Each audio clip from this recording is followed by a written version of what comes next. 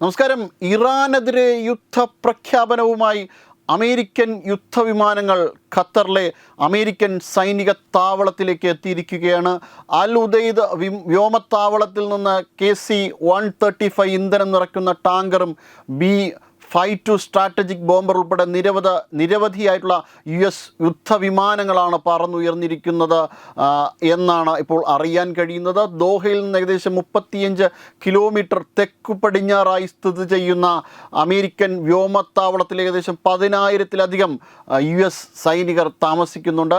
E-52 strategic ബോംബറുകൾ, ഗതാഗത വിമാനങ്ങൾ തുടങ്ങി വലിയ സൈനിക വിമാനങ്ങളെ ഉൾക്കൊള്ളാൻ കഴിയുന്ന 4,500 മീറ്റർ റൺവേയുള്ള ഈ മേഖലയിൽ ഏറ്റവും അധികം US വിമാനങ്ങളുള്ള, ഏറ്റവും അധികം യുദ്ധസന്നാഹങ്ങളുള്ള അമേരിക്കയുടെ ഒരു സൈനിക താവളം തന്നെയാണ് ഖത്തറിലെ സൈനിക താവളം.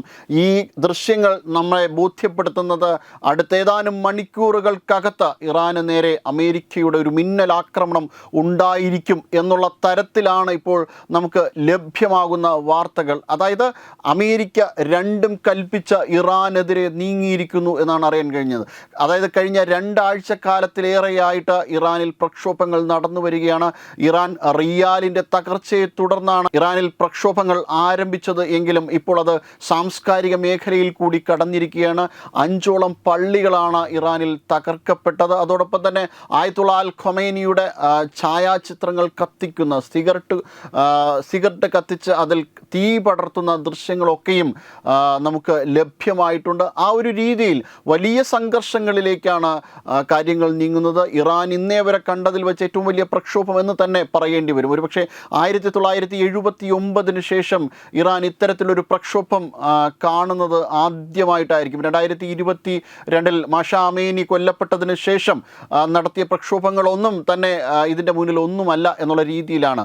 1000-ലേറെ പേരാണ് ഇറാനിൽ കൊല്ലപ്പെട്ടത് എന്ന് ഇറാനിയൻ വൃത്തങ്ങൾ തന്നെ അറിയിക്കുന്നു. കൊല്ലപ്പെട്ടത് അതിലും എത്രയോ ഏറെയാണ് എന്നുള്ളത് ലോകത്തിന് അറിയാവുന്നതാണ്. അതിലും എത്രയോ അധികം ആൾക്കാരെ, 10,000-ലധികം ആൾക്കാരെ തടങ്കലിൽ പാർപ്പിച്ചിട്ടുണ്ട്. ആ ഒരു രീതിയിൽ പ്രക്ഷോഭം 31 പ്രൊവിൻസുകളിലേക്കും 100-ലേറെ നഗരങ്ങളിലേക്കും വ്യാപിച്ചിരിക്കുകയാണ്.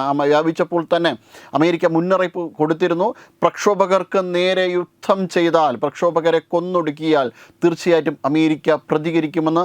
ആ ഒരു നാളുകളിലേക്കാണ് ഇപ്പോൾ കാര്യങ്ങൾ മുന്നോട്ട് നീങ്ങുന്നത്. ട്രംപ് തിരിച്ചടിക്കും എന്ന് ശക്തമായി തന്നെ കഴിഞ്ഞ ദിവസങ്ങളിൽ പറഞ്ഞിരുന്നു. ഇനി ഏതാനും മണിക്കൂറുകൾക്കകം ഒരു ഇറാനിലേക്ക് ഒരു തിരിച്ചടി ഉണ്ടാകും എന്ന് തന്നെയാണ് കണക്ക് കൂട്ടുന്നത്. ആ ഒരു രീതിയിലുള്ള യുദ്ധസന്നാഹങ്ങളാണ് ഇപ്പോൾ അമേരിക്ക ഒരുക്കിയിരിക്കുന്നത്. വെബ് ഡെസ്ക് തത്തുമൈ ന്യൂസ്.